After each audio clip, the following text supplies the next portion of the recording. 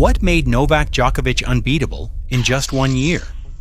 Sports history is mostly made of slow climbs. A player grinds for a decade, inches up the rankings, drops a few finals, sneaks a few titles, and if the stars align, retires with a decent trophy cabinet and a nice highlight reel. That's the normal path. Steady, predictable, and honestly, a little boring. And then every so often somebody just skips the line entirely. Because if you looked at men's tennis at the tail end of 2010, you would have told me with total confidence that the sport belonged to exactly two men and that it was going to stay that way for a very, very long time. Roger Federer and Rafael Nadal.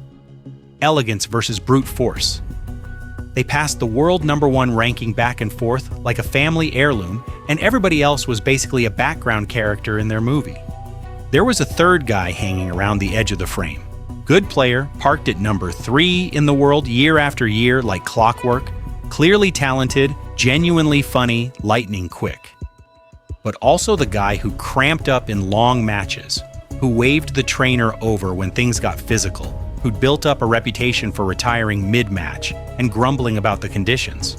Nobody was carving his name into a trophy in permanent ink. So who finally cracked open that two-man monopoly and flipped the entire sport upside down in a single season? If you guessed Andy Murray. Good instinct. Wrong answer. It was Novak Djokovic. And what he did in 2011 wasn't an improvement. It was a full system reboot. Before we get into it, if you're enjoying this so far, a subscribe would genuinely mean a lot. Okay, let me show you the numbers first, because they're genuinely hard to believe. Djokovic opened 2011 by winning the Australian Open, and then he simply stopped losing. He reeled off 41 straight wins to start the season, a streak that didn't end until Federer stopped him in the French Open semifinal that summer. He met Nadal, the best clay court player who has ever lived, in 6 finals that year, and won all 6. He took Wimbledon. He took the US Open. He climbed to world #1 in July, and he closed the year with a record of 70 wins against just 6 losses. 70-6. From the guy who used to run out of fuel by the 3rd set. So what actually happened here? How does a career-long very good turn into basically unbeatable in the span of 12 months? When you pull the highlight reel apart and look at what's underneath, it really comes down to 3 things. And the third one is the piece almost nobody talks about. The first thing he fixed was his body. For years, Djokovic's biggest opponent wasn't across the net. It was his own physiology. He'd start matches like a rocket, and then visibly wilt as they dragged on. Breathing problems, fatigue, the trainer's chair, it was at the time an open secret on tour. If you could just stretch Novak into a 4th or 5th set, there was a decent chance his body would quit before your legs did. Then a nutritionist named Igor Satoyevich entered the picture and suggested something Djokovic had never seriously considered, that a lot of his sluggishness and breathing trouble might be tied to what he was eating. Djokovic identified a sensitivity to gluten and overhauled his entire diet, cutting out the bread, the pizza, the sugary stuff he'd grown up on, and rebuilding his meals around foods his body could actually process. The change wasn't cosmetic. It was the difference between the tank draining and the tank staying full. Suddenly, the guy who used to fade in long matches became the guy who got stronger the longer the match went. The last man standing in the 5th set. That alone would have made him dangerous. It just wasn't the whole story. The second thing he rebuilt was the game itself.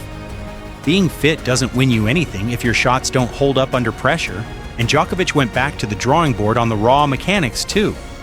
His return of serve, already good, got sharpened into what many people now consider one of the greatest returns the sport has ever produced. He started neutralizing the biggest serves in the game and flipping defense into offense from the very first ball. His movement got so elastic that he seemed to reach shots that should have been clean winners, sliding into corners and throwing the ball back with interest. Point after point, he stopped giving opponents anything for free. You'd hit what looked like a perfect shot, and it would come back deeper and nastier than before. That's demoralizing. That's the kind of thing that makes a champion start pressing, start overhitting, start making the errors that hand matches away. But here's the thing, he'd been fit before, in flashes. He'd had the strokes before. If those two ingredients were all it took, he'd have made this leap years earlier. There was a final piece, and without it, none of the rest would have mattered. The third thing Djokovic changed was his mind. Tennis is one of the loneliest sports on the planet. No teammates, no coaching allowed during play in the biggest matches. Just you, a racket, and a stadium full of people watching you unravel in real time if you let yourself. And for years, the old Djokovic did let himself. He'd tighten up on the big points. He'd play scared against Federer and Nadal specifically, waiting for them to miss instead of taking the match by the throat. His talent got him past almost everyone, but that flicker of doubt at the decisive moment kept costing him against the two men he most needed to beat. So he trained the mental side like a muscle. He built rituals around staying calm, around resetting after a bad point instead of spiraling into 3 more. He worked on accepting the nerves rather than pretending they weren't there, feeling the flash of, "I just blew that," and then, crucially, letting it pass and playing the next point clean. And once he stopped flinching at the big moments, everything else he'd built clicked into place. The fitness kept him in rallies he used to lose. The strokes won him the exchanges. And the calm let him pull off the impossible shot exactly when the match was on the line, over and over, against the best players alive. Fix the body, sharpen the game, steady the mind. 3 changes stacked on top of each other in a single off-season, and a very good player detonated into the most dominant version of himself the sport had ever seen. Now zoom forward. Djokovic didn't just have one magical year and fade.